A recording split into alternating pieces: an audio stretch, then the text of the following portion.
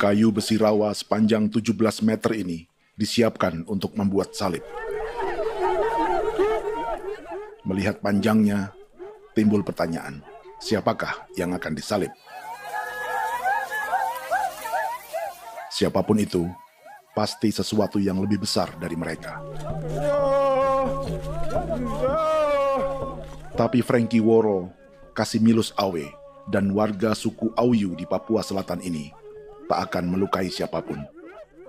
Mereka memakai salib ini sebagai tanda perlawanan.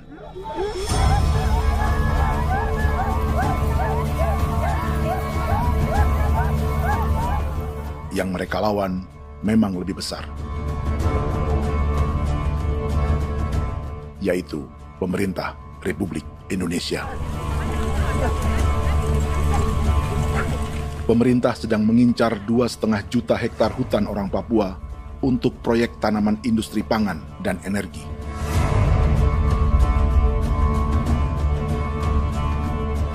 Ratusan kilometer dari salib orang-orang Auyu itu, orang Muyu sedang menyiapkan gerakannya sendiri.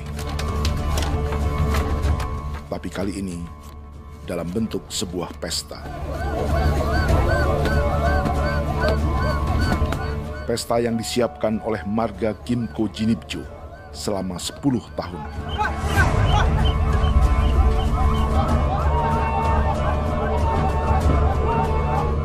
Sosok di marga ini adalah Willem Kimco, orang asli Papua yang tak punya kartu identitas kewarganegaraan manapun.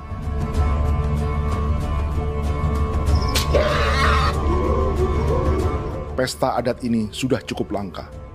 Tak hanya di Papua, bahkan di kawasan Pasifik dan peradaban Melanesia. Awalnya bayarnya kalau bukan. Internet ada kode kerem ditnuka, kode kerem ditnuka. Dan jitana ya kati ko berem baran dipo. Kami mengambil ko kuning. Ada gagasan dan gerakan sosial di balik pesta orang-orang Muyu ini. Sama dengan gerakan salib merah yang dimulai orang-orang Auyu. Salib ini akan menjadi yang terbesar dari 1.800 salib merah yang telah ditancapkan berbagai suku di Papua Selatan dalam 10 tahun terakhir. Ribuan salib merah yang dipadukan dengan palang adat adalah tanda larangan yang menyatukan unsur-unsur adat dan agama. Kami percaya bahwa kalau memang kami sudah tidak mampu untuk menyelesaikan persoalan ini, dalam hal ini perusahaan tidak bisa masuk, berarti kami minta bantuan kepada nenek moyang dan Tuhan. Atribut perang orang Auyu ini diukir atau dilukis, digambar di batang salib ini dengan tujuan bahwa kami larang dengan sangat keras. Jadi apabila siapapun, baik dari antara kita sendiri yang melanggar batas ataupun pihak lain yang mau mengganggu keselamatan hak tanah adat kami, maka kami siap untuk melakukan ancaman perang. Salib-salib ini tidak ditancapkan di halaman-halaman gereja, melainkan di tanah dan hutan adat, di dusun-dusun sagu, dan di tempat-tempat yang disakralkan. Sebab 1.800 palang adat dan salib ini memang bukan semata tentang agama, tapi untuk mencegah negara dan perusahaan memasuki tanah dan hutan adat mereka. Papua bukan tanah kosong.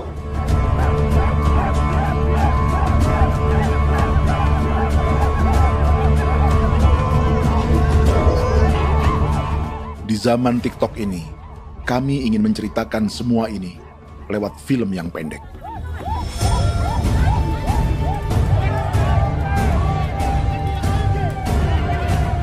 Tapi kami jelas gagal.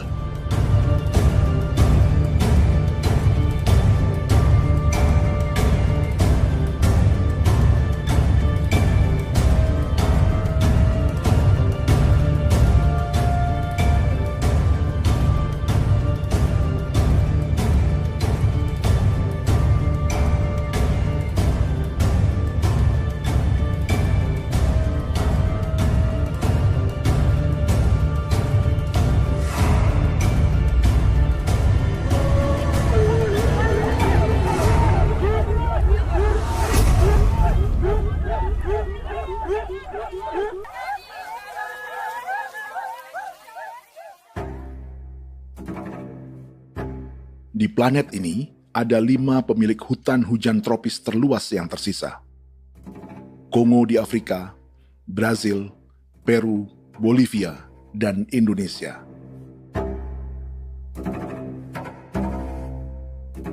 Di Indonesia, satu-satunya pulau yang hutannya masih terjaga adalah Papua, pulau terbesar kedua di dunia setelah Greenland. Lewat sejarah kolonialisme yang panjang, pulau ini kini dikuasai 2 negara. Bagian barat oleh Indonesia yang juga dikenal sebagai West Papua, dan bagian timur menjadi Papua Nugini. Dan tepat di perbatasan ini, di bagian Indonesia, sedang terjadi proyek pemusnahan hutan terbesar di dunia.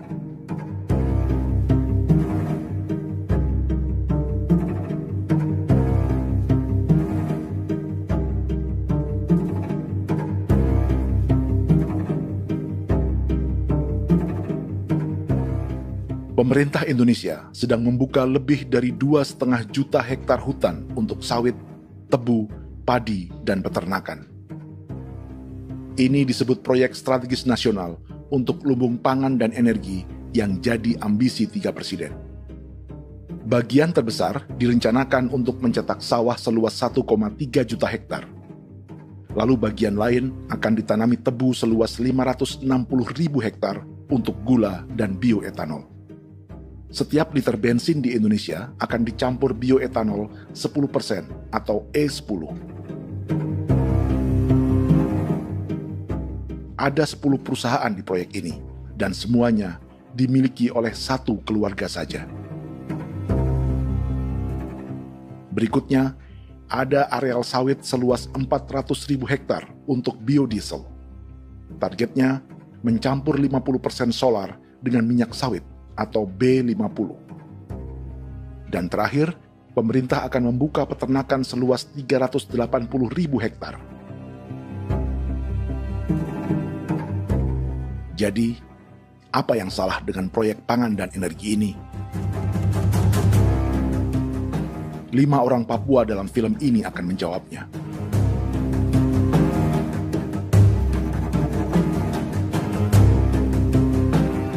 Yang pertama adalah Yasinta Moiwen dari suku Marin.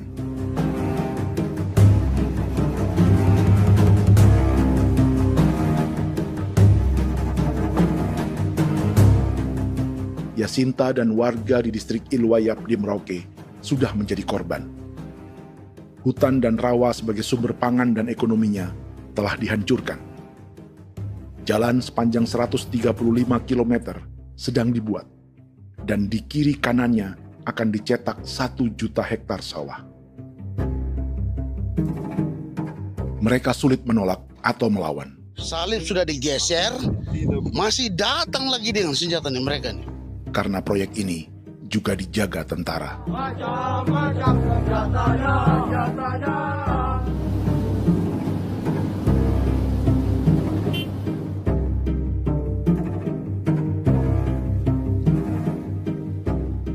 Yang kedua adalah Natalis Buer di distrik Tanah Miring, Merauke. Petani milenial ini merasa ditelantarkan. Sebab setelah hutannya diubah menjadi sawah, sebagian sawah-sawah ini tak tergarap. Orang asli Papua seperti Natalis tak punya modal untuk benih, pupuk, perawatan, hingga ongkos panen.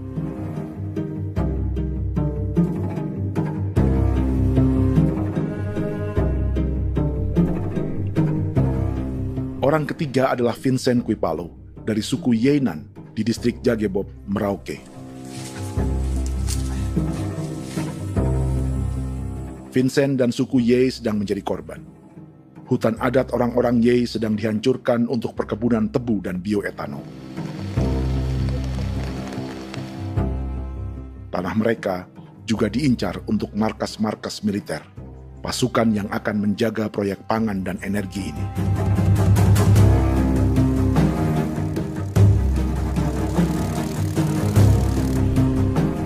Yang keempat adalah Frankie Woro dari suku Auyu di distrik Fofi, Kabupaten Bovendigul. Hutan dan tanah mereka terancam perluasan perkebunan sawit untuk campuran biodiesel atau B50. Orang-orang dari suku Auyu ini adalah calon korban. Merekalah salah satu pelopor gerakan Palang Adat dan Salib Merah. Meski kadang berseberangan dengan gereja yang mereka anggap lebih mendukung pemerintah dan perusahaan. Mereka bahkan sedang merencanakan gerakan yang lebih besar, dengan salib yang lebih besar. Tanah milik Somu Sobisiba itu bahwa tanah ini diciptakan oleh Tuhan dan memberikan warisan kepada kami. Kami ini hanya hak jaga.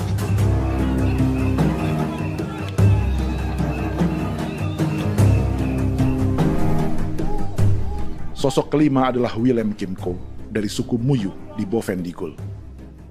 Tokoh adat dari Muyu ini hidup di garis belakang proyek negara, sehingga belum menjadi korban. Tapi mereka sedang bersiap menghadapi segala kemungkinan. Tinggal di belantara dan perbatasan membuat sebagian mereka tak punya status kewarganegaraan.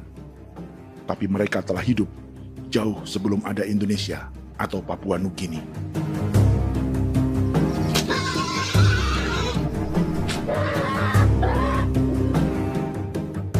Kelimanya mewakili jutaan orang asli Papua yang sedang terancam eksistensinya. Jika kita merasa kepunahan peradaban Neanderthal di Eropa, Aztec dan Inca di Amerika, atau aborigin di Australia adalah sejarah masa lalu, film ini menceritakan bagaimana pemusnahan sebuah bangsa dan kepunahan sebuah peradaban sedang terjadi di masa hidup kita. Kepunahan bukan karena kerusakan lingkungan dan ruang hidup semata, juga karena dihantam 60 tahun operasi militer.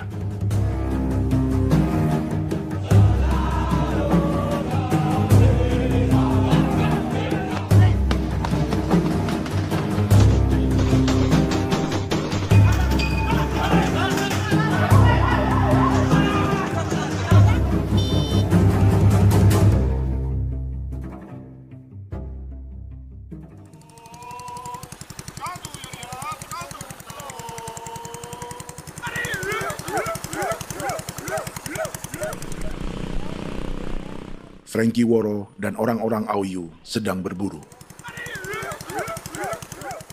Tapi lokasi perburuan mereka mulai dikuasai perusahaan perkebunan sawit.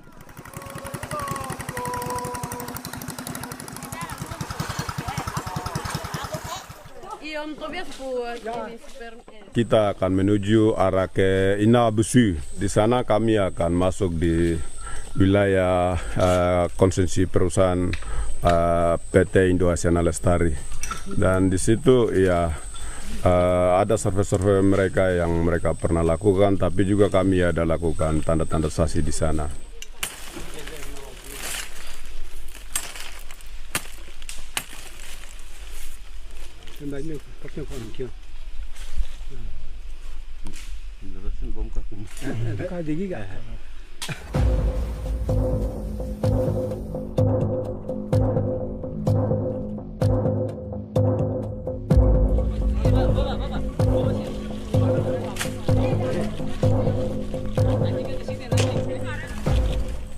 Dapat dengan yang induknya, tapi karena induknya dia lari dan terlambat kerja, akhirnya yang bisa kita dapat dia punya anak ini saja. Kalau pakai bahan ya hasil.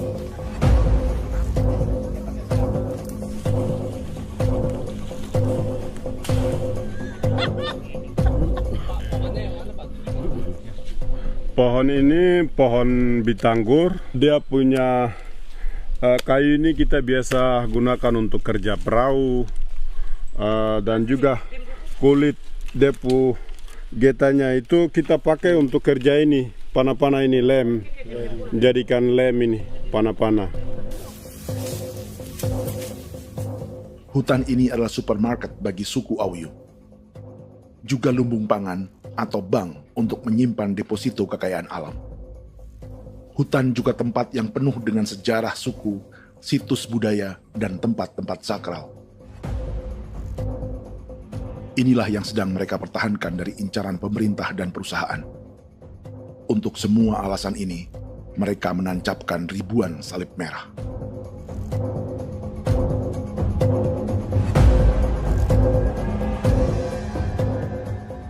Tapi dari kampung, warga suku Auyu memberi kabar pada Frankie tentang intimidasi oleh aparat negara agar mereka melepas tanah ke perusahaan sawit dan berhenti memasang palang adat dan salib merah. Ada beberapa titik yang saya sudah siap, tetapi di sini emergensi dari saya, terutama di Kampung Sokanggon, PT Damai Timber.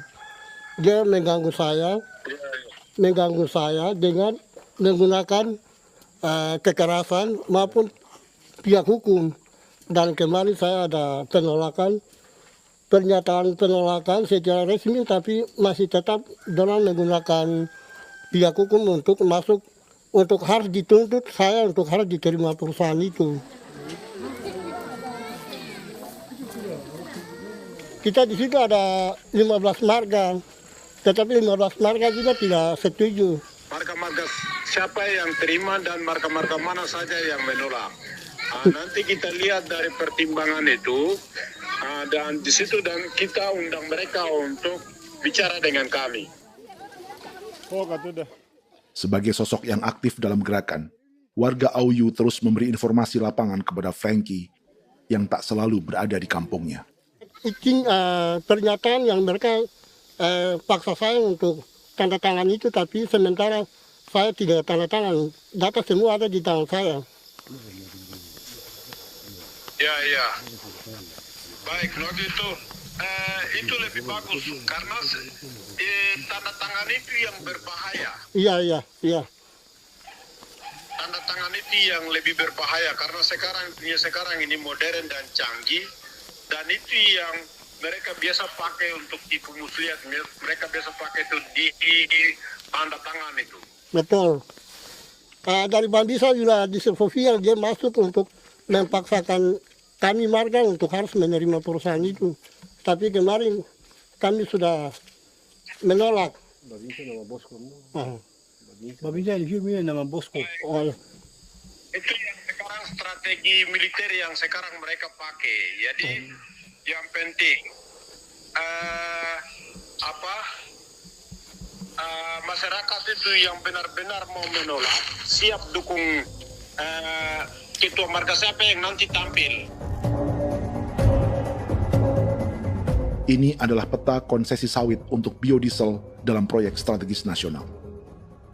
Dan di distrik Fofi inilah, orang-orang Auyu hidup dari sungai dan hutan. Tapi Frankie di Bovendigul masih lebih beruntung. Setidaknya dibandingkan Yasinta Moyen di Merauke yang sudah kehilangan hutan dan rawanya.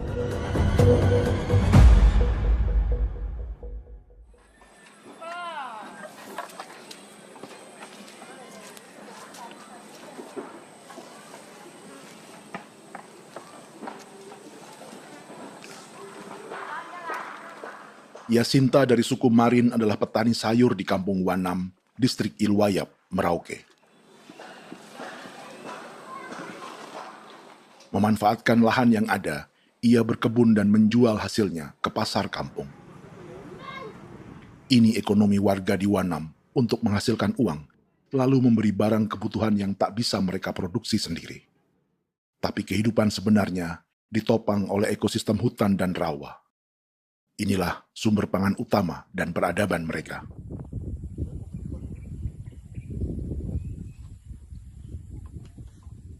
Namun ketenangan ini diusik ketika tiba-tiba pada Mei 2024, di Pelabuhan Wanam datang ratusan alat berat untuk proyek pangan dan energi pemerintah.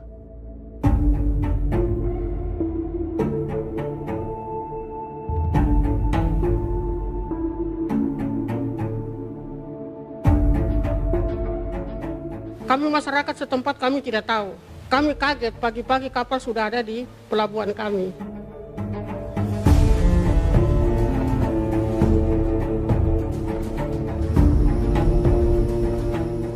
Yasinta Moyen atau Enrika Gebze dan warga lainnya tak pernah diajak bicara atau dimintai pendapat. Seakan-akan Papua adalah tanah kosong. Kita suka kaget yang dong bawa turun alat berat dong bawa turun, kita kaget masyarakat. Dorang subongkar itu kayu-kayu.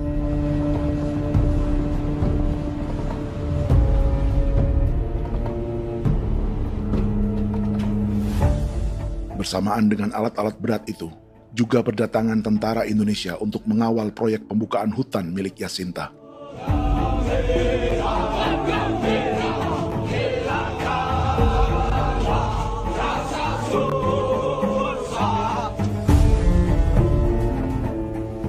Ribu alat berat didatangkan dari Cina ke Papua oleh perusahaan bernama John Lin Group sebagai kontraktor pemerintah. Ini disebut sebagai pesanan eskavator terbesar di dunia dengan nilai 4 triliun rupiah. Misinya membuka hutan dan rawa milik orang Marin, salah satunya untuk membangun jalan sepanjang 135 km. Sementara di kiri kanannya akan dicetak sawah yang ditargetkan seluas 1,3 juta hektar. Jalan berupa garis lurus ini bukan rute tradisional ekonomi masyarakat. Jalan ini akan menghubungkan kawasan perkebunan sawit dan tebu di sebelah timur, juga untuk mobilisasi pasukan militer. John Lin Group adalah perusahaan yang dimiliki Andi Samsudin Arsyad atau yang dikenal dengan Haji Isam.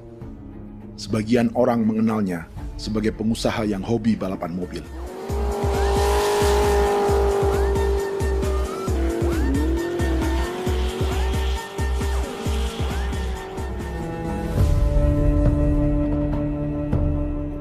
Tapi di Kalimantan, ia berbisnis batu bara, perkebunan sawit, pengolahan karet, penerbangan, perkapalan, dan biodiesel. John Lin Group kini juga menjadi pemilik perkebunan tebu dan pabrik gula terbesar di Indonesia. Sayapnya melebar dari Kalimantan hingga ke Bombana, Sulawesi Tenggara. Perkebunan tebu, pabrik gula, dan industri bioetanol inilah yang juga sedang dikembangkan di Papua. Foto ini adalah momen ketika Isam bersama kerabatnya, Menteri Pertanian Amran Sulaiman dan Menteri Pertahanan Syafri Samsudin meluncurkan program biodiesel atau B50 di Kalimantan Selatan. B50 artinya setiap 1 liter solar, 50%-nya akan dicampur minyak sawit. Perusahaannya, PT John Lin Agroraya, menjadi salah satu pemainnya.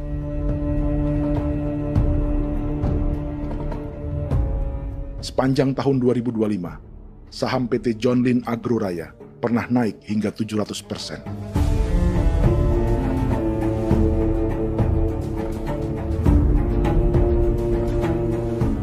Perusahaan sawitnya yang lain, PT Pradiksi Gunatama, sahamnya bahkan pernah naik 4.000% hanya dalam 1 tahun.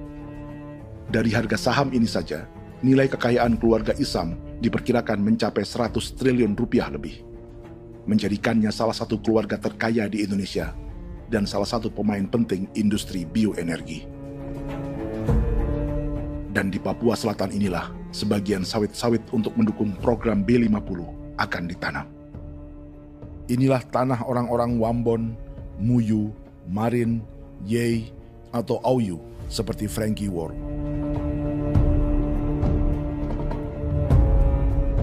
Haji Isam pernah menjadi tim kampanye nasional Presiden Joko Widodo dalam pemilu 2019 saat melawan Prabowo.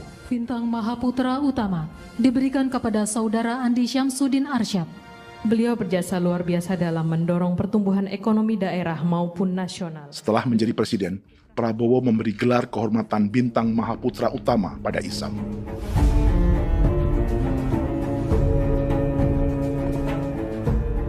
Sejumlah menteri Prabowo, juga kerabat dan orang-orang yang pernah bekerja di perusahaan Isam.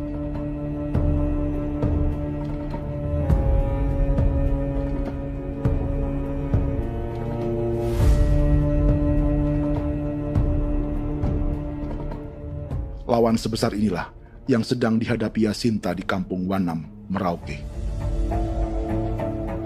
Atau petani perempuan lain seperti Enrika Gebze. Jadi alam kita ini sudah rusak. Jadi kita itu biasa jalan dari sini tuh harus pasang jerat di situ, harus cari makan di situ lagi. Itu tempat-tempat itu pasang-pasang jerat, tempat babi, rusa, sekarang sudah tidak ada lagi.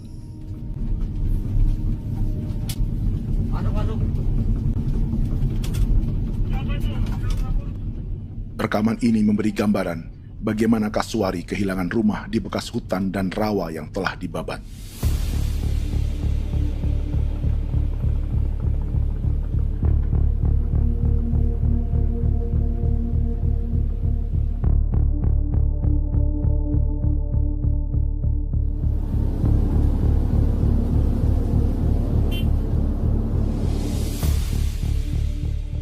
Keterlibatan tentara dalam proyek pangan dan energi di Papua memakai dalih bahwa ancaman terhadap negara kini tak hanya perang secara militer, tapi juga melalui pangan dan energi. Kementerian Pertahanan pun terlibat karena proyek ini dianggap operasi militer selain perang. Jadi tugas kamu adalah menjaga sumber cadangan pangan nasional. Macam-macam senjatanya, Proyek ini menambah panjang alasan mempertahankan kehadiran tentara di Papua dalam 60 tahun terakhir. Saat ini, jumlah tentara Indonesia di Papua mencapai 56.000 personel, atau ada 1 tentara untuk setiap 100 orang Papua. Bandingkan dengan rata-rata nasional, di mana hanya ada 1 tentara untuk 696 penduduk Indonesia. Itu belum termasuk polisi. Artinya, 1 orang Papua dijaga lebih banyak senjata dari rata-rata penduduk Indonesia. Tanah dan hutan diambil secara sepihak untuk kepentingan pembangunan batalion dan bandar antariksa. Ini bentuk perampasan masyarakat. Penolakan kehadiran markas-markas militer terjadi di sejumlah tempat di Papua. Tak hanya karena trauma dan ketakutan, juga karena mengambil tanah-tanah adat.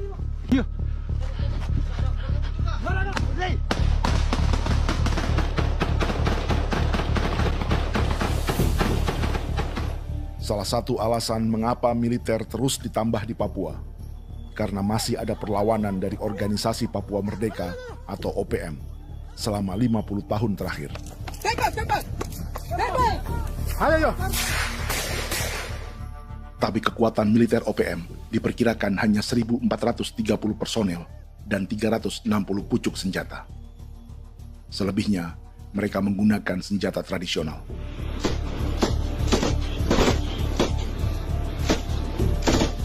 Dengan demikian, kekuatan tentara dan polisi di Papua 58 kali lebih besar dari gerilyawan Organisasi Papua Merdeka.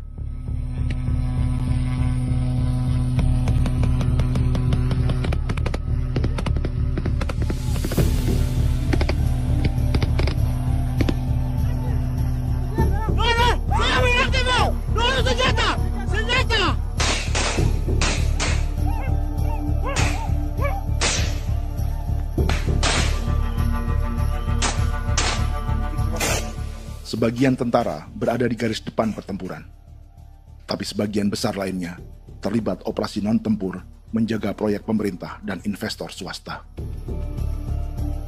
Seperti Batalion Infanteri Teritorial Pembangunan di distrik Jagebob, Merauke ini.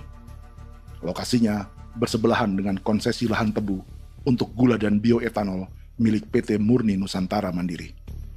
Baik perusahaan maupun markas militer, keduanya mengambil hutan milik suku Ye dari marga Kuipalo. Tapi dorong datang, tanam ini saja di sini, tanam Papa Nama ini. Victor Kuipalo menunjukkan apa yang terjadi. Jadi kita juga kaget ini. Nah, kalau ini Papa Nama ini memang, ini Papa Nama ditanam tapi bukan haknya mereka yang ini. Ini hak kami di sini, hak dusun kami, marga Kuipalo yang punya hak dusun ini. Setelah memasang patok, alat berat mulai bekerja untuk membangun markas militer di tanah orang Ye.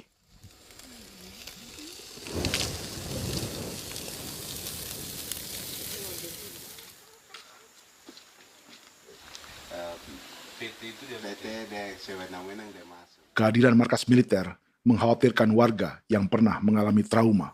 Takut kenapa? Kalau macam yang awal macam sekarang bu kampung hidup ini kan aman.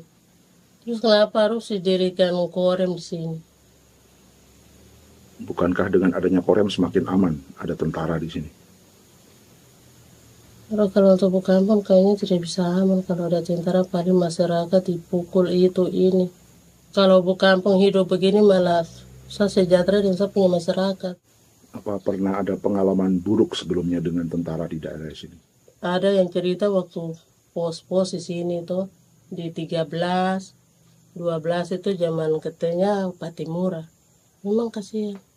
Malah kita punya orang ini yang dianiaya betul, dipukul. Disuruh kerja bakti tidak mau atau lama mencari, namanya kita pangkur sagu itu butuh waktu 1 minggu. Kalau lama begitu ya paling diseret apa pukul itu. Operasi militer Indonesia di Papua dimulai tahun 1962 lewat Operasi Trikora. Tapi perlawanan bersenjata pertama di Papua baru dilakukan tahun 1965 di Manokwari. Nanti tanggal 1 Mei jam 12.30 pemerintahan di Irian Barat mutlak akan jatuh di tangan.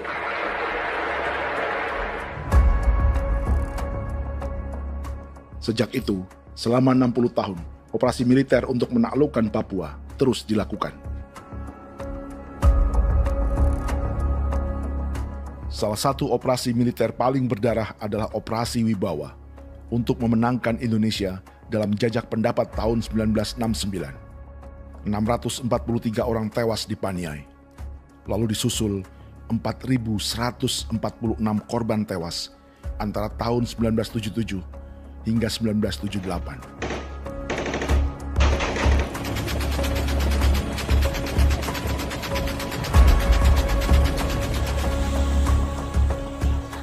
Operasi militer ini menimbulkan gelombang pengungsian hingga kini.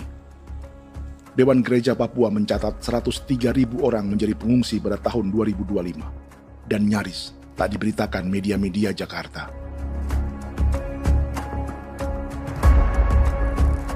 Jumlah pengungsi terbesar tercatat di Nduga yang mencapai 20.000 jiwa. Banyak di antaranya yang sedang hamil, seperti Jubiana, salah satu pengungsi Nduga. Jadi ini tagarik mesti kagi be muguruk berselari namen wane gosel. Bigari me. Egirik munene an nimbo mesle berselar nene. Wam darik lek prak de oi gore bangal no so ndak lo yo nandam yanet ndang no gat de nanen di ko nerwa membri wal marwa. Egirik munene wa tri ngel no semana. Oh ngal siak ya berkumpul nyak masalah orena me wo solo rina men wani ko semane kuman nak wani wani ndemo ko ndak misalnya me bre ko ko nak semane ne be minute waru ra kana bi ni dige war de mino pragit de laina bulan Maret April yana mana kantan barak na lire na bam ne. Jubiana lalu menamai anaknya pengungsi Kogoya. Selain Jubiana, juga ada Emma dari Maibrat yang melahirkan di hutan. Sampai di kampung gini, katanya bilang ada tentara yang bangun jembatan.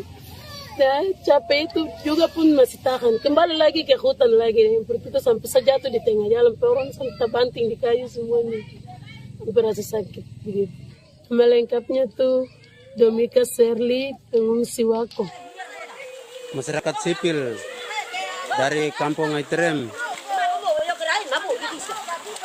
sementara mengungsi karena kampungnya sementara dikuasai oleh TNI Polri. Seratusan ribu pengungsi di Papua saat ini jauh melampaui jumlah yang mengungsi ke Papua Nugini tahun 1984, yaitu 10.000 orang karena menghindari operasi militer.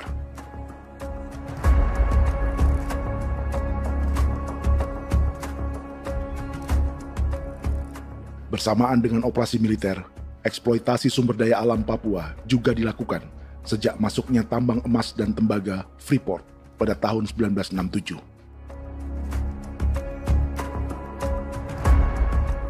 Disusul perkebunan sawit awal tahun 1980-an. Lalu ada perburuan buaya untuk diambil kulitnya. Sebelumnya, ada eksploitasi gas alam di Teluk Bintuni, pencarian besar-besaran kayu gaharu, atau pembukaan hutan tanaman industri. Ini belum termasuk perburuan dan perdagangan ikan arwana di selatan Papua, penebangan kayu merbau dari hutan-hutan Jayapura, emas di Blok Wabu Intan Jaya, bahkan nikel di pulau-pulau kecil Raja Ampat. Dan kini, dalam skala yang belum pernah terjadi dalam sejarah, Papua dipaksa mencetak sawah, tebu untuk bioetanol, dan sawit untuk biodiesel.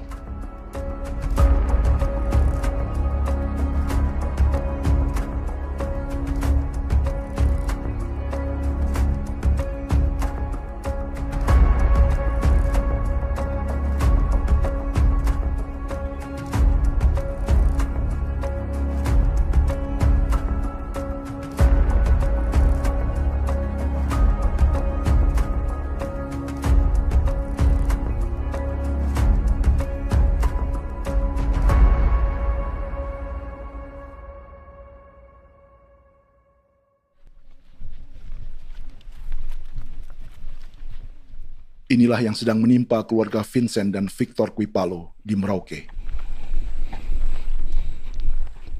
Hutan mereka diambil untuk markas militer dan industri perkebunan, PT Murni Nusantara Mandiri. 1 dari 10 perusahaan yang diberi konsesi untuk menanam tebu dan memproduksi gula serta bioetanol seluas 52.000 hektar.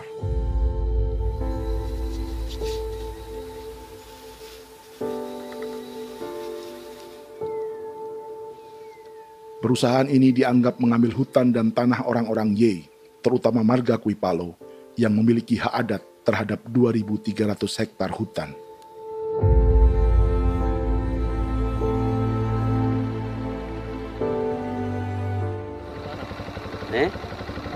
Tentara? Tentara. Oh iya, tentara.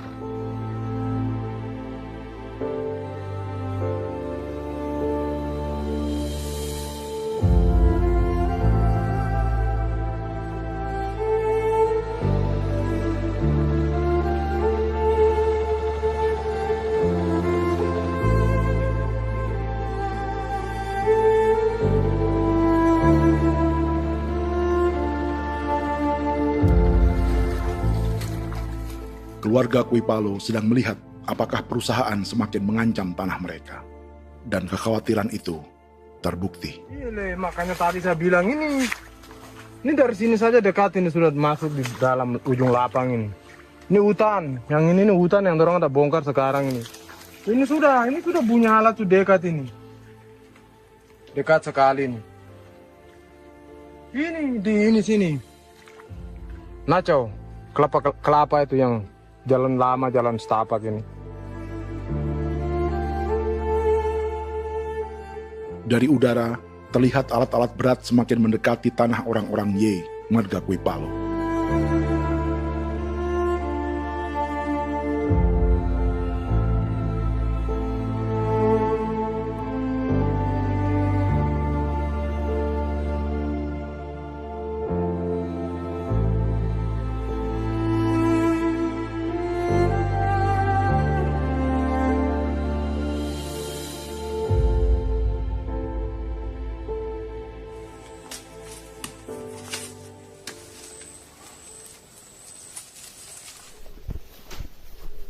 Keesokan harinya, Victor dan kerabatnya memberi tanda cat merah di pohon-pohon yang berada di batas tanah mereka.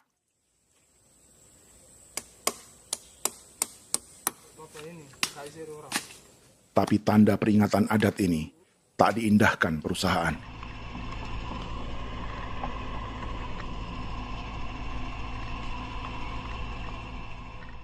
Dua bulan kemudian, perusahaan tetap memasuki tanah marga Kuipalo. Sama. Kami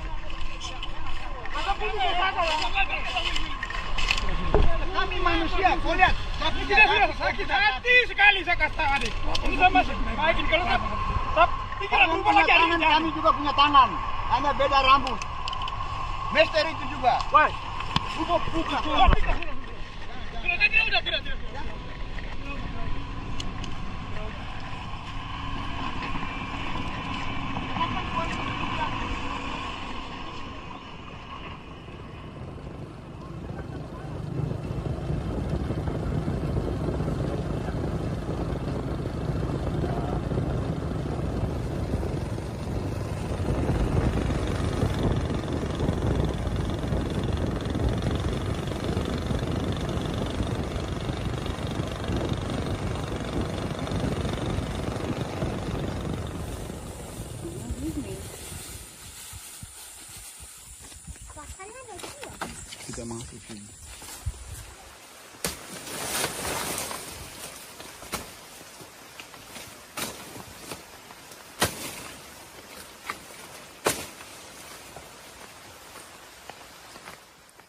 Jadi ya untuk itu seperti saya katakan tadi, apakah lebih baik kita tidak usah ada kah atau bagaimana, kita pisahkan, pisahkan dari negara ini kah? Jangankan tuh, saya kemarin bicara sama Daniel, datang sama saya dengan persoalan Kodam ini. Saya bilang, Pak Daniel, kalau lebih baik saya ngungsi ke Papua Nugini. Dia bilang, aduh Bapak jangan begitu. Ya memang, kalau tidak bisa menghargai kami, lebih baik pilihan yang itu yang saya memilih. Lebih baik saya pindah dari sini. Saya mengungsi ke Papua Nugini, di negara tetangga. Masih di laut. Apa? Ada ini.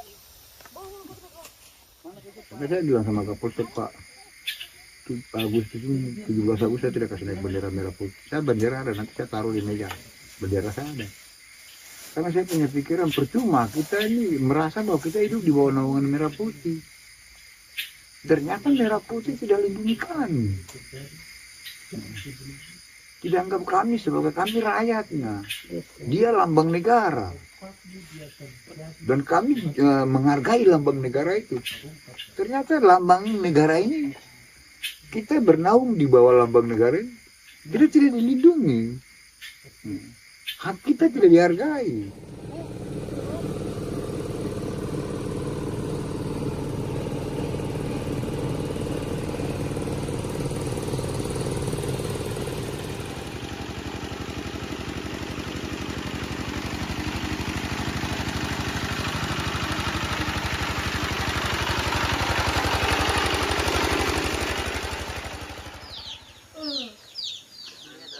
Marga Kuipalo dari suku Ye terus mendapat teror dan intimidasi agar melepas tanah mereka yang hanya dihargai Rp300.000 per hektar.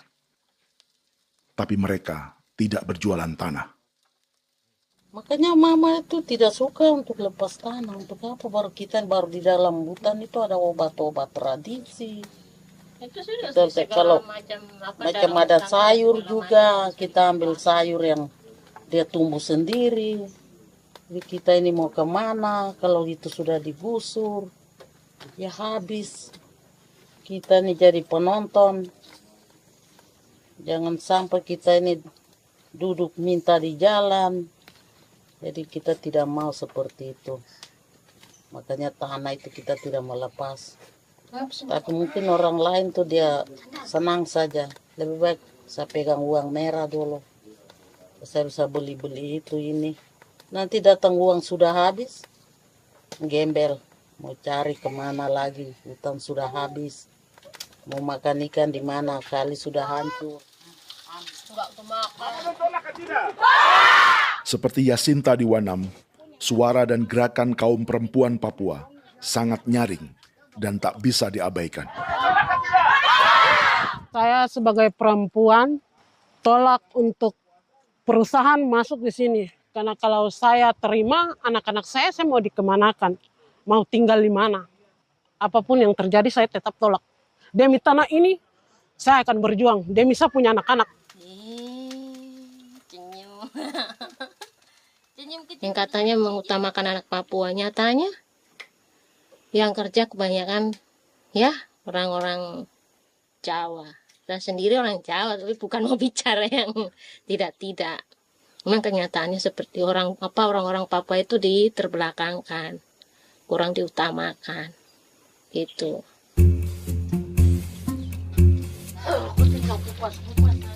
Proyek food estate seperti mencetak sawah, bukannya tak diikuti warga Papua.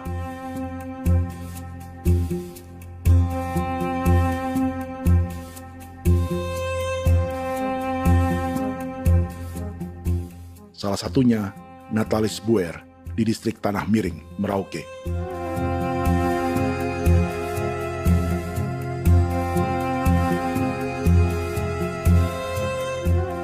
Setelah menghabisi hutan, pemerintah Indonesia mencetak sawah untuk tanaman padi karena beras mulai menjadi makanan pokok menggantikan sagu. Sebagian besar penggarapnya adalah warga transmigran yang datang sejak era 1980-an. Bahkan petani transmigran sudah ada sejak Belanda membuka proyek padi kumbe di distrik Kurik. Lokasi yang sering jadi langganan pejabat Indonesia memamerkan sawah di Papua. Tapi Natalis juga ingin belajar menanam padi atau bersawah. Namun ia kesulitan karena dibutuhkan modal untuk benih, pupuk, hingga pemeliharaan dan panen. Lalu sawah-sawah ini pun mulai dikuasai pendatang.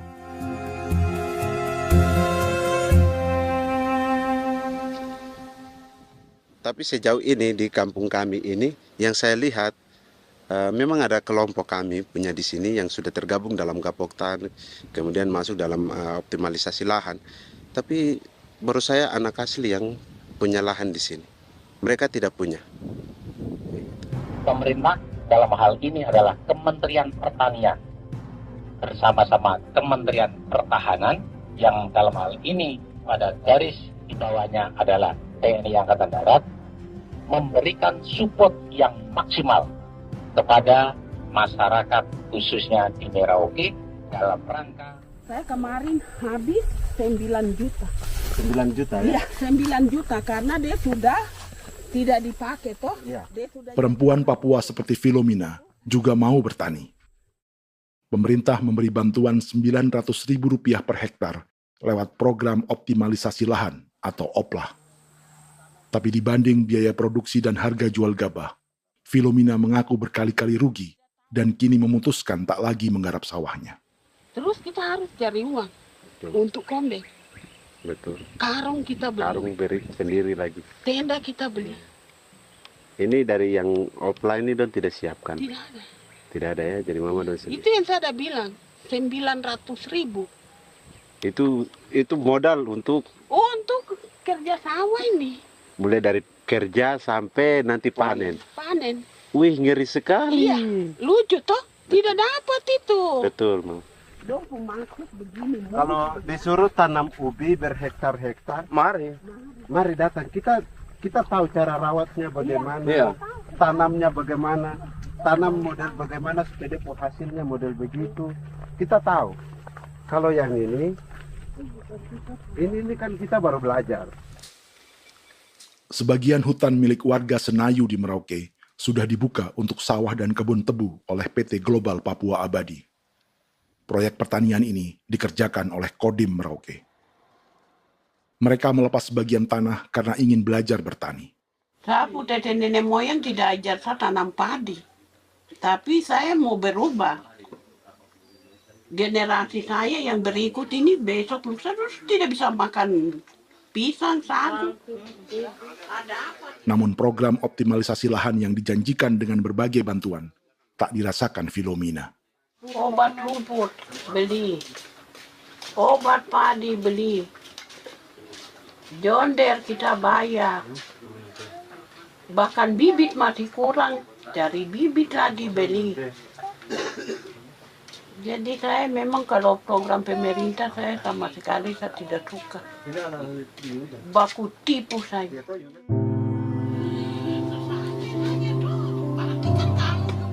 Mereka merasa ditinggalkan sendiri, jatuh bangun belajar bertani padi. Sementara sumber pangan dan air yang semula mudah didapat, kini telah berganti sawah dan kebun tebu. Dulu kita masih bisa jalan, nanti masak di kali, pakai air kali. Minum pakai air kali. Sekarang kok mau masak? Tidak ada air. Air sudah susu, mau minum tidak bisa. Sudah dengan obat. Don semprot tebu itu saja drone. Drone yang semprot. Saya lihat di itu. Jadi kita bukan drone yang terbang di atas untuk disemprot. Dong lempar pupuk di bawah ya dia mengalir ke kali. Mengalir ke kali, ke rawa-rawa.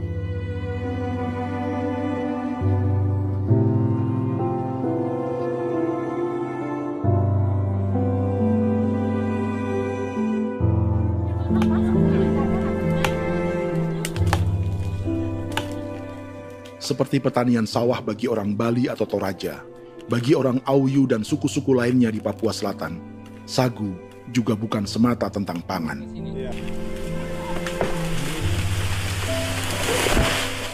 Bagi orang Auyu dan Marin, sagu adalah kerabat, sosok orang tua, sosok nenek moyang yang harus dijaga dan dilindungi.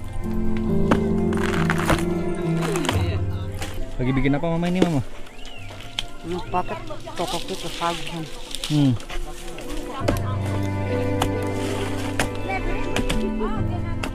Kami diingatkan oleh leluhur, sagu itu tidak boleh digusur dan tidak boleh diganggu dengan cara apapun, dan di dalam rangka kepentingan apapun tidak boleh.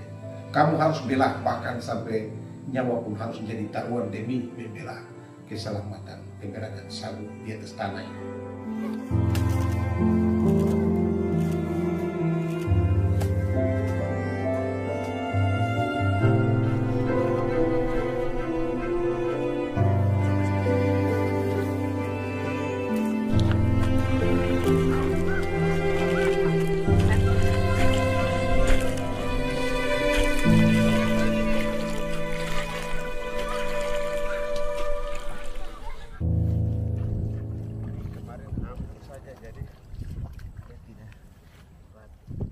Menurut Natalis, pemerintah di Jakarta mendefinisikan lumbung pangan semata urusan beras dan mencetak sawah. Sebenarnya orang Papua itu bukan tidak bisa bertani. Kami tanam ubi itu bagian dari pertanian. Nah, pertanian yang dimaksud oleh pemerintah itu harusnya selalu itu kalau bisa pemerintah harus spesifikkan pertanian apa yang dimaksud, pertanian tanam padi atau pertanian tanam ubi, petasan dan lain-lain. Ini yang harus dispesifikkan dulu. Begitu, sehingga tidak menjustifikasi kami orang asli Marin bahwa kami tidak bisa bertani. Bukan.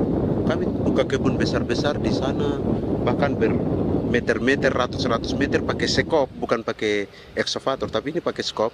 Itu pertanian, begitu. Bagi Natalis, alih-alih memaksimalkan sawah-sawah yang sudah ada untuk petani Papua, pemerintah selalu membuka hutan baru, seperti dikerjakan perusahaan John Lynn Group dan melibatkan tentara. Padahal, sejarah keterlibatan militer dalam proyek food estate atau cetak sawah adalah sejarah kegagalan yang bertubi-tubi 4 presiden selama 30 tahun terakhir.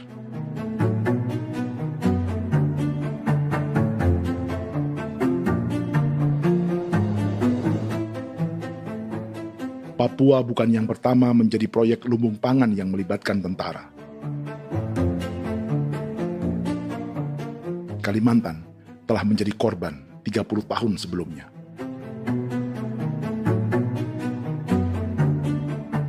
Ini adalah bekas hutan yang sudah dibuka di Pulang Pisau, Kalimantan Tengah. Tahun 1996, di era Presiden Jenderal Soeharto, ia menghabisi 1 juta hutan di lahan gambut untuk mencetak sawah demi memenuhi ambisi swasembada beras, bukan swasembada pangan. Hutan tropis Kalimantan dihabisi dalam skala yang belum pernah terjadi dalam sejarah. Di bawah rezim militeristik, tak ada yang berani melawan keinginan Soeharto, termasuk orang Dayak seperti Kuneng. Nggak bisa dihalangi itu. Nggak boleh dihalangi. Ya kalau ada kata-kata aja menghalangi, sudah kita diseret ke kepolisian dulu. Atau bisa langsung di PKI-kan. Iya, di PKI-kan gitulah. Jadi kita tuh nggak berani apa-apa dulu tuh. Apa maunya aja. Misal bilangnya A. Setahun setelah pengundulan hutan skala besar itu, tahun 1997, untuk pertama kalinya Kalimantan mengalami kebakaran lahan dan kabut asap terbesar dalam sejarah.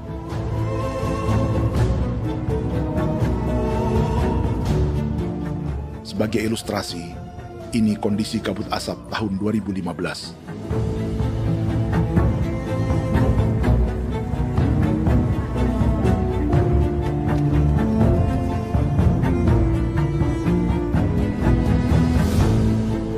Proyek 1 juta hektar sawah Jenderal Soeharto itu gagal. Bendungan dan saluran irigasi mangkrak hingga kini. Mei 1998, rezim Soeharto tumbang, 2 tahun setelah ia menumbangkan jutaan hektar pohon di Kalimantan.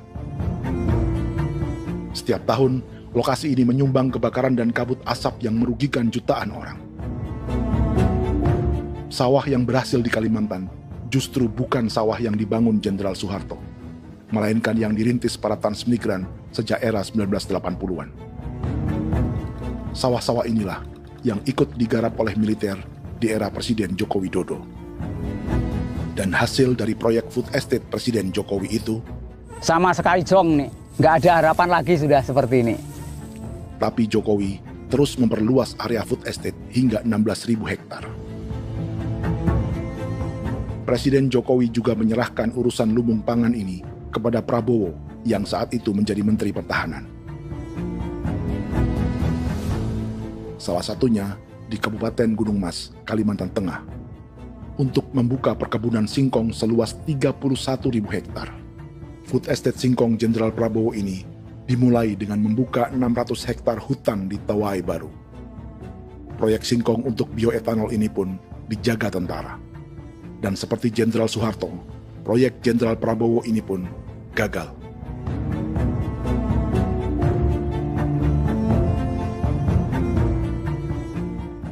Dengan reputasi ini, Joko Widodo dan Prabowo justru sedang membuka 2,5 juta hektar di Papua.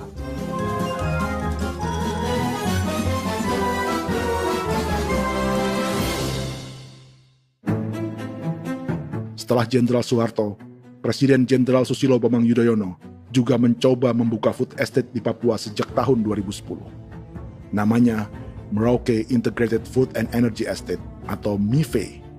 Proyek ini juga gagal.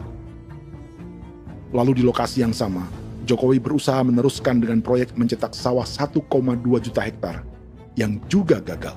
Sekarang yang paling siap adalah 1,2 hektar. Yang 1,2 juta hektar. Dan kini, Prabowo yang pernah gagal dengan 600 hektar singkong di Kalimantan justru akan mengulangi di Papua dengan skala 2,5 juta hektar. Di daerah Papua pun harus ditanam kelapa sawit supaya bisa menghasilkan juga BBM dari kelapa sawit.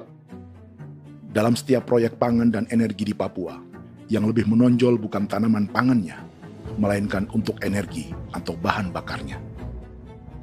Sawit untuk biodiesel dan tebu untuk industri bioetanol. Ada 10 perusahaan yang diberi konsesi hingga 0,5 juta hektar untuk tebu. Dan 10 perusahaan itu dimiliki oleh 1 keluarga saja.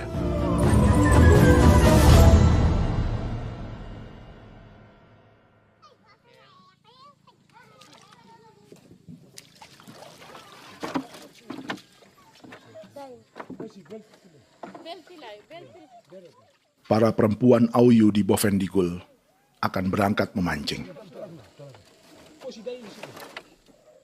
Priska Beni membantu menyiapkan perahu.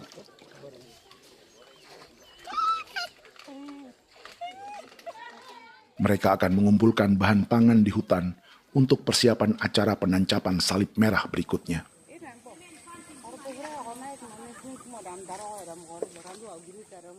Priska sudah mengambil posisi memancing.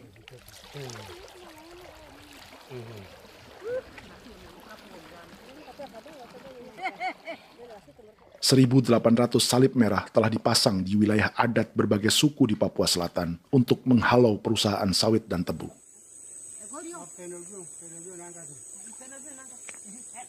Maria Tebung yang paling muda datang membawa hasil.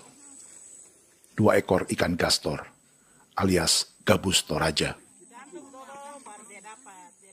Sebagai generasi Z, pendidikannya sampai sekolah dasar.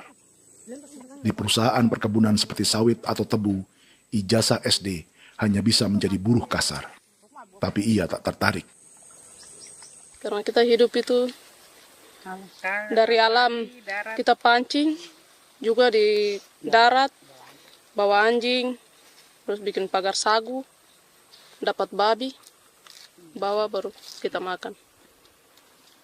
Jadi kita tidak mau terusan masuk. Sementara Priska Beni masih mencari peruntungan.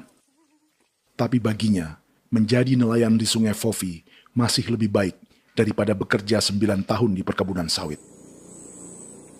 Sudah pengalaman, jadi kita tidak mau lagi. Sudah berapa lama ketika kerja itu? Selama di sana. 9 tahun di sana. 9 tahun? Saya baru pulang dari perusahaan. Selama 9 tahun kerja di sawit, bisa punya rumah kah? Atau Tidak. motor kah? Tidak. Johnson kah? Tidak. Cuma makan saja. Pendapatan juga kan tidak lebih. Habis dimakan.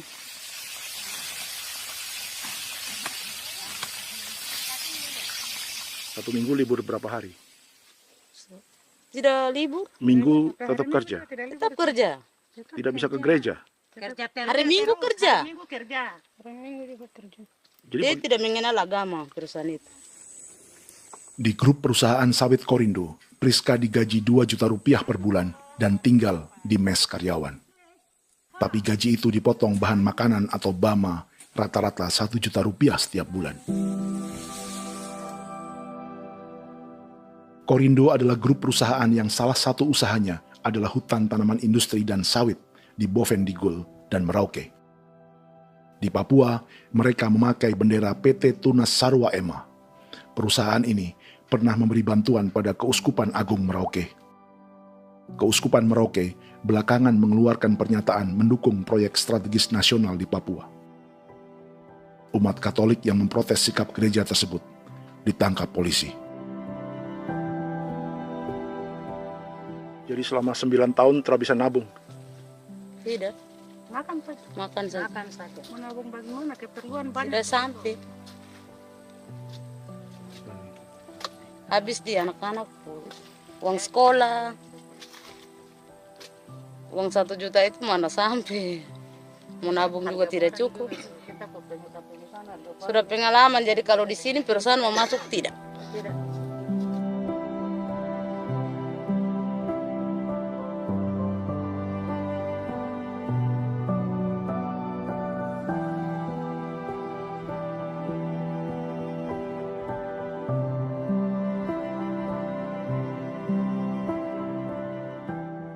Dan menu makan siang seperti ini agaknya sulit bagi buruh sawit atau tebu yang digaji 2 juta rupiah per bulan.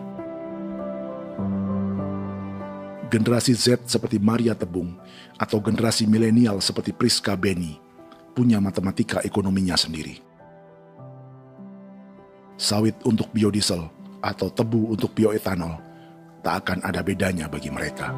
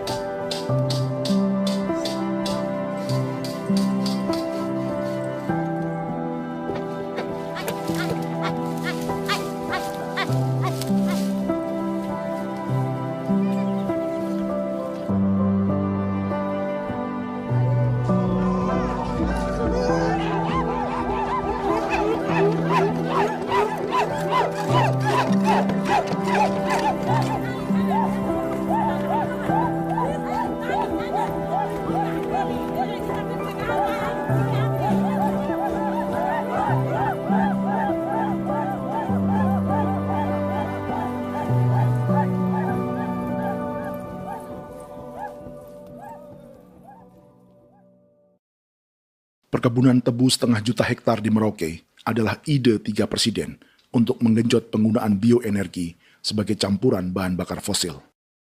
Selain swasembada pangan, swasembada energi di daerah Papua pun harus ditanam kelapa sawit supaya bisa menghasilkan juga BBM dari kelapa sawit.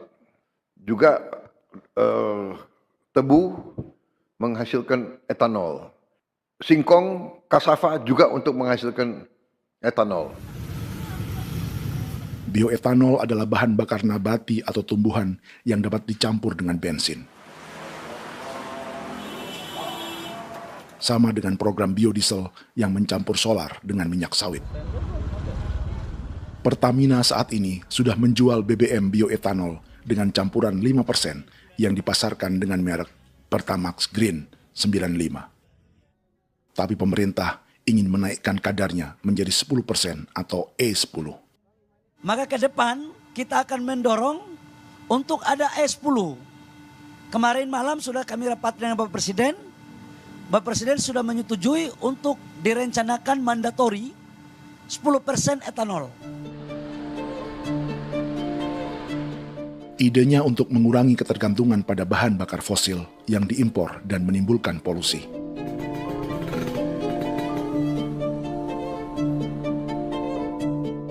Tapi bioetanol bukannya tak mengorbankan lingkungan, hutan, rawa, dan manusia. Karena program E10 membutuhkan 7,3 miliar liter bioetanol, maka lahan yang dibuka untuk menanam tebu bisa mencapai 1,3 juta hektar. Sementara saat ini, luas perkebunan tebu di Indonesia hanya 500 sampai 600 ribu hektar. Artinya, butuh lahan baru hingga 800 ribu hektar untuk menanam tebu. Dan 500 ribu hektar diantaranya sedang dibuka di Papua. Hutan yang tadinya untuk menumbuhkan pangan berubah jadi tanaman untuk bahan bakar di jalanan. Kecepatan pulihnya hutan beradu dengan jumlah dan kecepatan kendaraan di jalanan.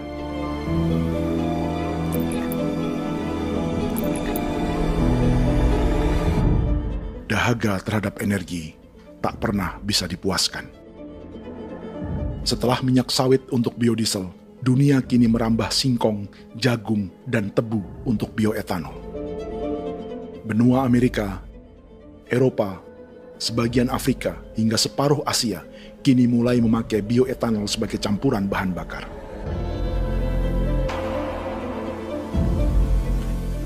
Selain perebutan lahan, masa depan dunia juga dibayangi semakin mahalnya harga pangan karena persaingan antara perut manusia dengan tangki kendaraan. Ini adalah lokasi perkebunan tebu dan bioetanol PT Murni Nusantara Mandiri yang mengancam tanah Vincent Quipalo dan orang-orang Ye di Merauke.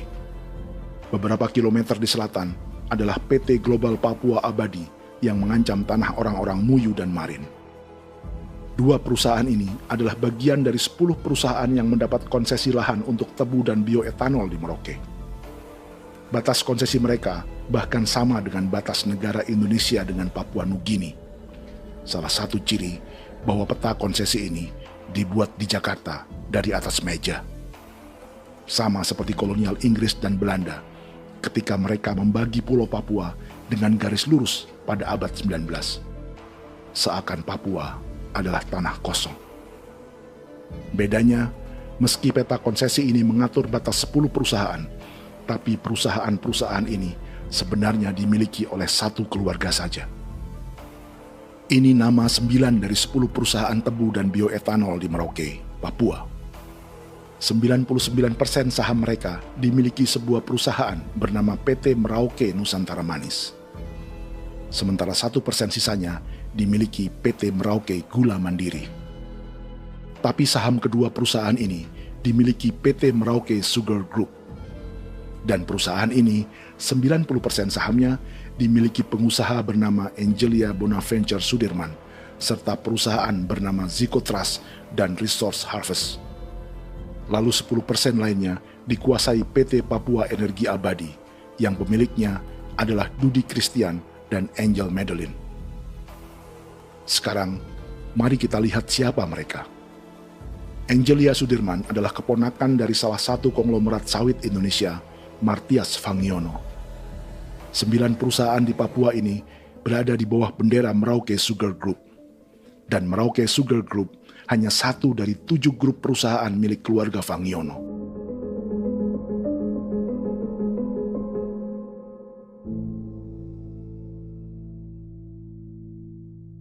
Ini Martias Fangiono. Seperti Haji Isam, Martias selama ini dikenal sebagai pengusaha sawit yang kini merambah bisnis tebu dan bioetanol. Ini momen saat penanaman perdana tebu di Merauke bersama Presiden Joko Widodo Juli 2024. Di sini juga ada anak Martias Fangiono, yaitu Wirastuti Fangiono. Wirastuti adalah salah satu yang menonjol dari keluarga Fangiono. Tahun 2025, Forbes mencatatnya sebagai konglomerat termuda dengan kekayaan 23 triliun rupiah yang mengendalikan 2 grup usaha, FAP Agri dan Surya Dumai Industri. Keduanya adalah perusahaan sawit dan biodiesel. Anak dan bapak ini adalah investor utama bagi Jokowi dan Prabowo untuk proyek tebu dan bioetanol di Papua. Sementara yang ini adalah Martua Sitorus, pemilik raksasa agribisnis dunia, Wilmar International, yang juga memegang konsesi sawit di Papua lewat berbagai perusahaan. Tapi Martua kini memakai bendera baru, yaitu KPN Corporation atau Karunia Prima Nastari. KPN inilah yang memiliki kelindan bisnis dengan keluarga Fangiono untuk proyek tebu Merauke. Apalagi grup Wilmar yang didirikannya juga pemain gula utama di Australia. Tahun 2010, Wilmar membeli 100% saham perusahaan gula terbesar Australia, Sucrogin. Akuisisi senilai 1,5 miliar dolar Amerika ini langsung menjadikan Wilmar pemain tebu terbesar kelima dunia. Sebagian bibit tebu yang ditanam di Merauke adalah varietas yang dikembangkan Lembaga Riset Gula Australia atau Sugar Research Australia. Sugar Research Australia lalu menjalin kontrak pengembangan bibit dengan PT Global Papua Abadi milik Fangiono. Tapi masalahnya, Sugar Research Australia adalah badan publik yang tugasnya memajukan petani tebu dan sebagian dananya berasal dari pajak warga Australia. Itu artinya, warga Australia membiayai pengembangan bibit tebu untuk investor dan pemerintah Indonesia. Dokumen ini menunjukkan bahwa lembaga yang dibiayai warga Australia itu pernah memiliki kontrak penyediaan bibit dengan PT Global Papua Abadi milik keluarga Fangiono. Kontrak itu baru berakhir pada November 2024. Artinya, saat Presiden Jokowi dan keluarga Fangiono menanam bibit tebu pada Juli 2024 ini, kontrak itu masih berlaku. Nama lain dalam keluarga ini adalah Siliandra Fangiono, yang pada tahun 2024 dijuluki Raja Sawit Termuda dengan kekayaan 39 triliun rupiah dalam catatan Forbes. Ia mengendalikan grup First Resources. Secara umum, keluarga Fangiono memiliki 20 perusahaan di Sumatera, 32 perusahaan di Kalimantan, 1 di Jakarta, 2 di Singapura, dan 25 perusahaan di Papua. Di Papua, perusahaannya tersebar dari Sorong, Mapi, hingga Merauke. Para politikus dan pejabat Indonesia terus membesarkan konglomerasi, meski Martias Fangiono pernah divonis 1,5 tahun penjara karena kasus pembalakan liar dan kebun sawit ilegal tahun 2007. Sementara tahun 2022, Wilmar terlibat kasus korupsi ekspor minyak sawit dan divonis mengembalikan kerugian negara 11,8 triliun rupiah. Tumpukan uang ini disebut sebagai pembayaran dari grup Wilmar yang diterima secara simbolis oleh Presiden Prabowo pada Juni 2025 lalu. Tapi peran raksasa biodiesel dan bioetanol dunia ini belum akan surut di Indonesia. Bahkan sebaliknya. Sebuah dokumen presentasi bisnis dari Wilmar International Limited pada tahun 2010 ini bisa menjadi petunjuk. Presentasi ini bagian dari proses pembelian 100% saham raksasa tebu Australia, Sucrogin. Dalam presentasi ini, Wilmar mengaku ditawari konsesi lahan 200.000 hektar di Papua, atau dulu disebut Irian Jaya, untuk menanam tebu. Dengan penerbangan hanya 2,5 jam dari kantor Sucrogin di kota Townsville ke Merauke, Wilmar akan mengawinkan bisnis gula dan bioetanolnya menjadi pemain dunia. Dan lokasi yang diincar oleh Wilmar adalah distrik Ilwayap di Merauke, kampung halaman Yasinta Moiwen. Dan persis disinilah, 14 tahun kemudian, ribuan eskavator John Lynn Group milik Haji Isam mulai membuka hutan sebagai kontraktor pemerintah. Presentasi dan gagasan ini dibuat oleh Wilmar pada Juli tahun 2010. Sebulan kemudian, Agustus 2010, pemerintah Presiden Susilo Bambang Yudhoyono meluncurkan proyek Lumbung Pangan dan Energi Merauke atau Merauke Integrated Food and Energy Estate. Targetnya membuka lahan 1 juta hektar dalam 5 klaster yang masing-masing 200.000 hektar. Angka yang sama dengan presentasi Wilmar. 5 tahun kemudian, 2015, giliran Presiden Joko Widodo yang mau melanjutkan proyek pangan dan energi 1,2 juta hektar. Menjelang pensiun sebagai presiden, Jokowi kembali menggencarkan proyek ini dan melibatkan Prabowo sebagai Menteri Pertahanan. Jokowi lalu mendukung Prabowo sebagai presiden berpasangan dengan anaknya, Gibran Rakabuming Raka sebagai wakil presiden. Kini, setelah menjadi presiden, giliran Prabowo yang melanjutkan proyek bioetanol dan biodiesel dengan memobilisasi militer dan melibatkan pejabat-pejabat yang juga para elit partai koalisinya.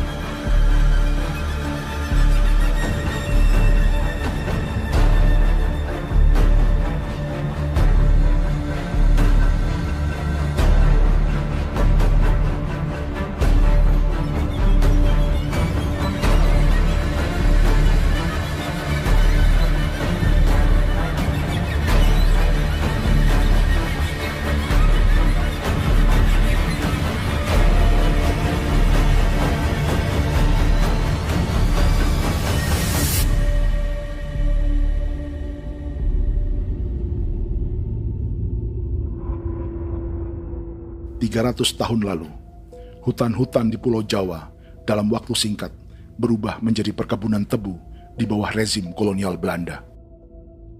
Orang Jawa menjadi buruh dan petaninya dipaksa menanam tebu. Dari kolonialisme dan politik tanam paksa itu, Belanda memperkaya negara dan para investornya. Tak puas membuka hutan untuk perkebunan di Jawa dan Sumatera, kolonial Belanda menanam tebu hingga di Suriname dan mengerahkan ribuan orang Jawa sebagai buruh pada tahun 1890. Inggris yang sudah menguasai negara seluas India dan Papua Nugini pun masih menanam tebu jauh di tengah Samudra Pasifik, di tanah orang-orang Fiji. Lalu memindahkan puluhan ribu orang India menjadi buruh di sana. 200 tahun sebelumnya, ratusan ribu orang Afrika bahkan diperbudak untuk bekerja di perkebunan-perkebunan tebu Spanyol dari selatan Eropa hingga Karibia, Kuba, atau Jamaika. Jika dulu tebu menjadi gula atau emas putih, kini cerita kolonialisme tebu berlanjut di Papua untuk bahan bakar nabati atau bioetanol. Dan seperti semua cerita tentang kolonialisme, akan ada yang berpesta dan ada yang membayar. Dalam setiap cerita pesta kolonialisme, baik di Jawa, Karibia, atau di Papua, selalu melibatkan para elit lokal, dari pejabat, perwira, hingga agamawan. Tapi dalam setiap kolonialisme, juga selalu ada cerita tentang mereka yang mempertahankan diri dan melawan.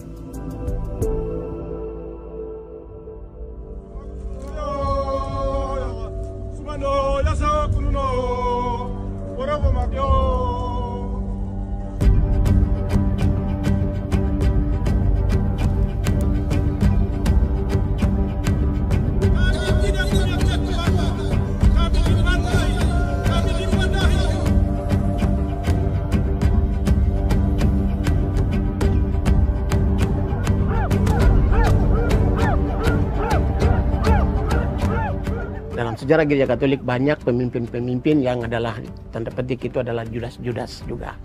Jadi itu sudah pasti karena itu adalah manusia. Satu sisi sebagai manusia dalam perjalanan digoda, apalagi ada dalam posisi-posisi jabatan ya mungkin banyak tawaran-tawaran lain, lalu disitulah terjadi pergeseran keberpihakannya kepada misi gereja tadi itu untuk umat, untuk mereka yang tertindas. Orang kirim ekskavator, orang kirim tentara, orang kirim polisi. Pukul kami bukan pencuri, kami tidak pernah mencuri orang barang. Kami tidak pernah menangis ke orang lain. Kami tidak pernah menangis ke kita bapak mama, kami menangis kepadamu. Tuhan kami lemah. Aku tidak tahu. Dia kata, ini hijau cikui ya. Orang lain datang ke bangsa kami, ke wilayah kami untuk kasih habis kami.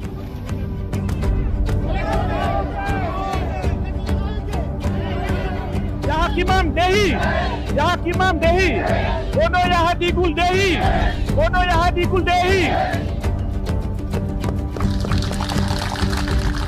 Kita buat sasi seperti begini untuk menolak perusahaan apapun yang masuk di tanah kami. Kalau kita kasih, kita bikin rusak sekarang, kita punya generasi berikutnya mau dapat kemana.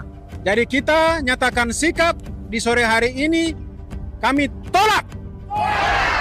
Apa yang dilakukan pemerintah untuk PSN adalah kejahatan. Pemerintah bagian dari kejahatan, aktor perusak dan pembunuh terhadap negara, terhadap alam, hutan, terhadap manusia. Jadi negara jadi aktor pembunuh. Jadi Pilatusnya siapa? Negara, pemerintah Jakarta ini. Tanah Wiu bukan tanah kosong. Masyarakat adat kami masyarakat. Perusahaan tolak. Biar asal.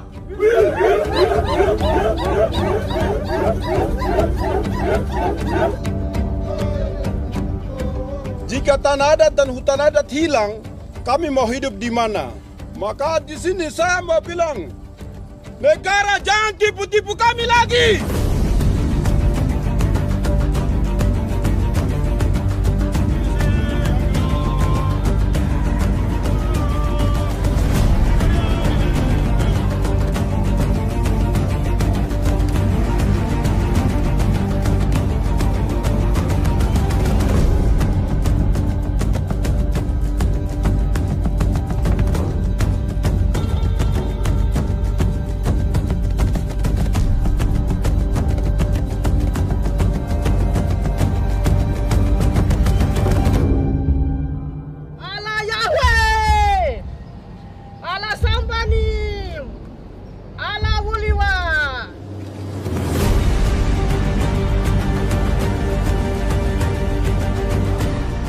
Kalau kami dianggap orang Papua itu bagian daripada Republik ini, tolong hargai kami.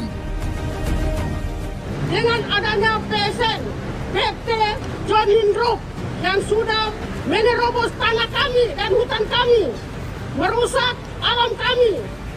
Itu yang kami datang ke Jakarta jauh-jauh dari Papua. Kami mau bersuara kepada Bapak Presiden Prabowo Subianto, di mana keadilan untuk masyarakat Papua.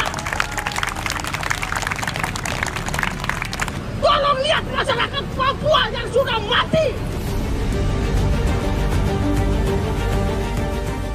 Kami bersepakat menyatakan, 1. Gereja-gereja di Indonesia mendukung masyarakat adat yang menolak proyek strategis nasional di tanah Papua. 2. Gereja-gereja di Indonesia menolak militerisme dan otoritarianisme di Indonesia.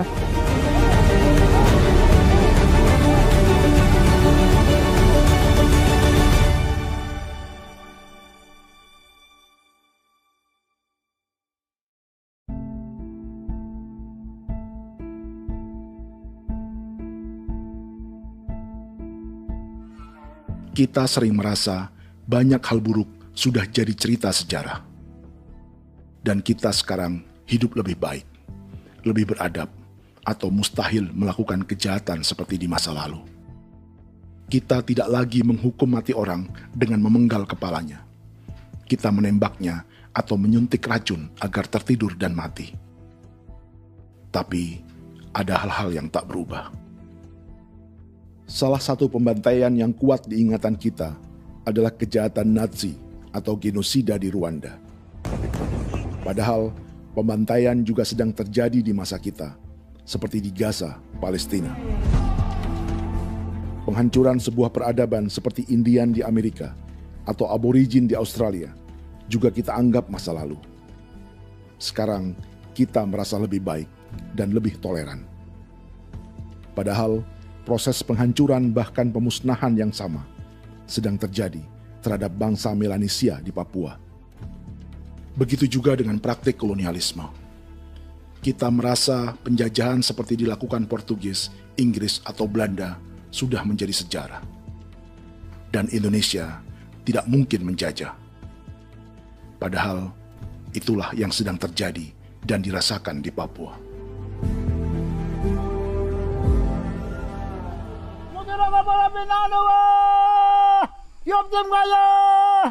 Kawasan Maya, Upaka Maya, anak dia mana nama. Jalannya sejarah ini disadari Willem Kimco di pedalaman Bovendigol, Papua. Hidup terpencil dan tak tersentuh urusan negara bukan berarti selalu aman.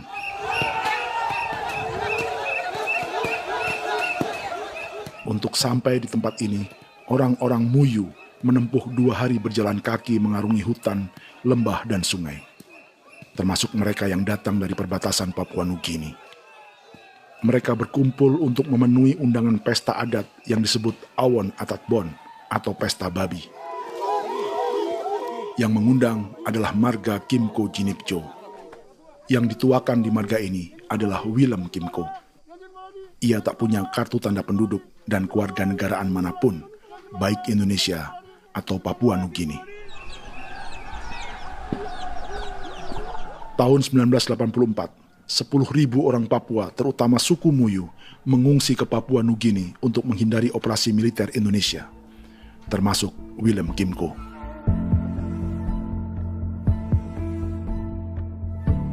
Apa yang membuat pesta adat ini istimewa?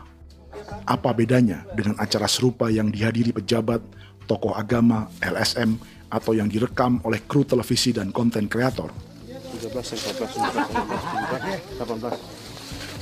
Pertama, untuk membuat pesta babi, orang Muyu perlu persiapan selama 10 tahun. Sebab, babi-babi yang akan jadi bagian dari pesta ini tak boleh dibeli, alias harus dipelihara sendiri. Babi-babi ini bukan bantuan pejabat pemerintah, gereja, atau LSM.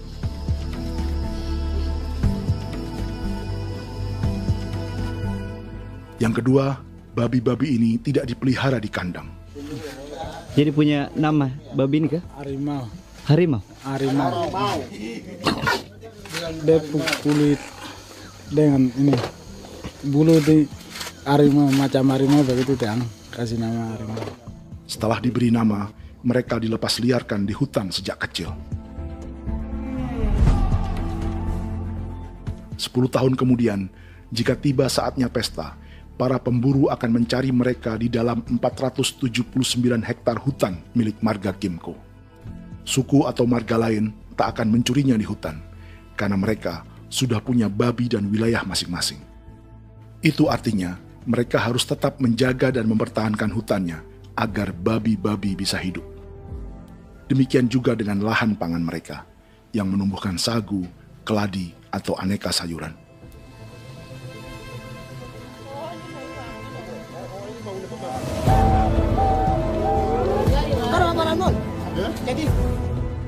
Yang ketiga, dalam Awon Atatbon atau pesta babi, binatang ini tidak dimakan secara gratis.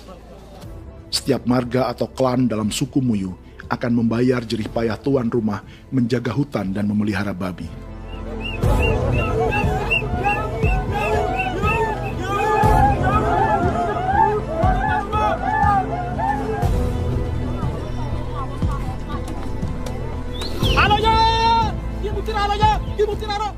Ini seperti arisan untuk menjaga budaya dan lingkungan. Bagian dari budaya dan ekonomi timbal balik yang ditandai dengan siklus memberi dan menerima.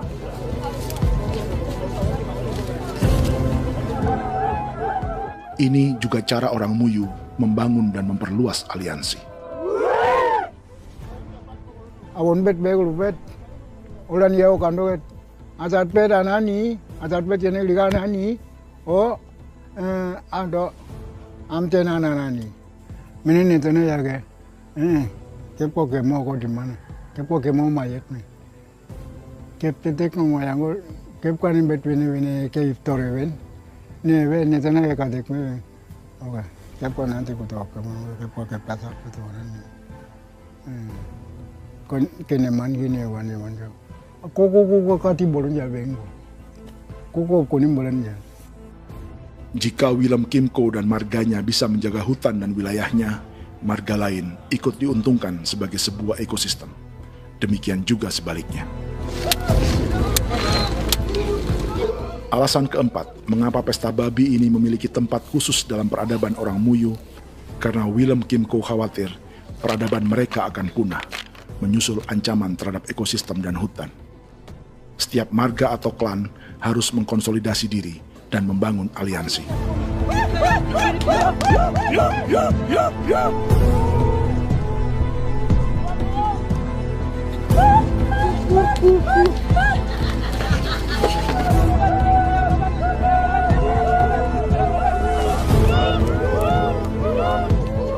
Kekhawatiran Willem dan orang-orang Muyu tak berlebihan. Ruang hidup mereka bersinggungan dengan proyek bioetanol dan biodiesel pemerintah Indonesia.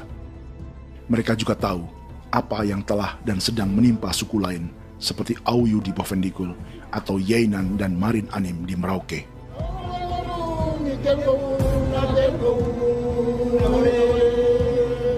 Jika suku-suku lain menggunakan palang adat dan salib merah sebagai gerakan perlawanan, orang-orang Muyu memakai pesta babi untuk mempersiapkan diri dan konsolidasi.